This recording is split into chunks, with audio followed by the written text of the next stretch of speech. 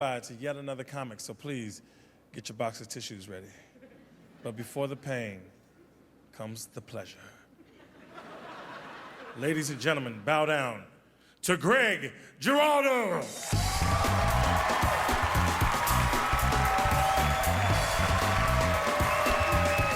Hello. Wow. Man, this has been it's been a terrible, brutal summer. Huh? You had we had that obviously that bad disaster, you know, the disaster in the Gulf, and then we had to see all those oily animals on TV. Did you see those oily animals? The World Cup. Did you watch that? Weren't those some oily creeps? There was a terrorist attack in New York City this summer at Times Square, a botched terrorist attack because the terrorist was stupid. He was an actual dumb terrorist, which works out better when they're dumb, you know? He left his keys in his car bomb. He locked his keys in his car bomb. That would be a great commercial for OnStar. Hello? This is embarrassing.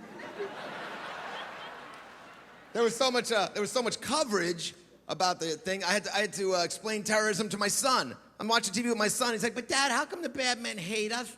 How come those bad men hate us? Isn't that heartbreaking? I almost got a little tear in my eye, you know? Because he's 18. What kind of a moron am I raising? Like, I don't know why they hate us. Why don't you read the paper and form your own opinions? I live in New York City. Some people say that's the greatest city on earth. People say things like that all the time. It's the greatest city on earth. How can you say any city is the greatest city unless you've been to every single city, right? What do you know? Maybe there's a city somewhere in Indonesia where there's like 28 people. 26 of them are hot chicks that'll you for a nickel. You know? Yeah. And the other 2 are dudes that give you nickels. And that's a good city. You want to check that out. This homeless guy asked me for money about 20 years ago.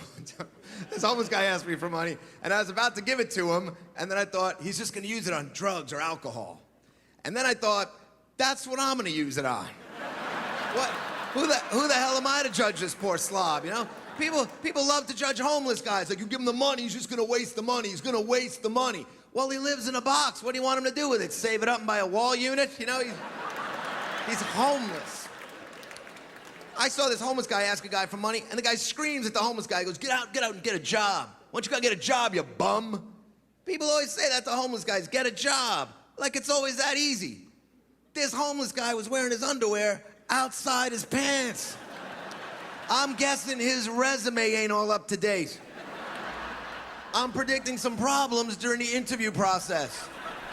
I'm pretty sure even a video store has an underwear go inside the pants policy. Not that they enforce it very strictly, but if you want to beat out the wall-eyed 12-year-old with the bong water on his shirt, you got to have your pants on right. I saw these homeless guys, they were singing a cappella together for money. They were happy. That makes you feel pretty guilty, you know? To whine about your problems, these happy homeless guys. They're singing a cappella, shaking a cup. How do those guys even meet? How do you bump into other a cappella enthusiasts when you're out there on the homeless trail? You think you're just sitting around the shelter one day? I need some crack. Me too, me 3. Whoa. We are sitting on a gold mine.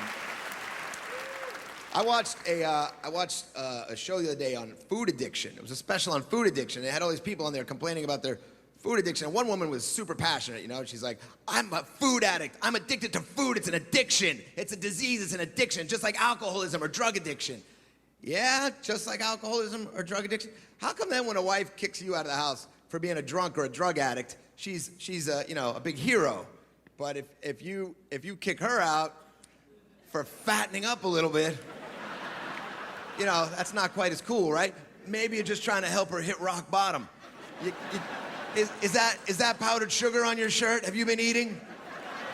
Oh my God, you are stuffed in front of the kids. Sports, a lot of people seem to love sports way too much, you know. Sports, I guess, are entertaining, but it's become like they've become the new opiate of the masses, sports, you know. It just keeps people from looking at their own lives and realizing how bad they've actually gotten, you know. I mean, If you couldn't get drunk and paint yourself orange and brown every Sunday, you might realize, I live in Cleveland. How the hell did this happen? You know, did I used to eat babies in a former life, you know, and then you'd look around your tiny little house that you can't afford because of the mortgage crisis and your horrible little sloppy kids who all have diabetes by the time they're 8 because they live on corn syrup and lies. And then you'd look at your big bloated mess of a wife as she waddled towards you with her front butt spilling out over the top of her acid wash jeans. And you think, I'm gonna go shoot myself, my pregnant 12-year-old daughter, right in the mullet with a nail gun. But you don't, because the big game's coming on and you feel like nachos and blah, blah. Thank you very much, everyone. Thank you.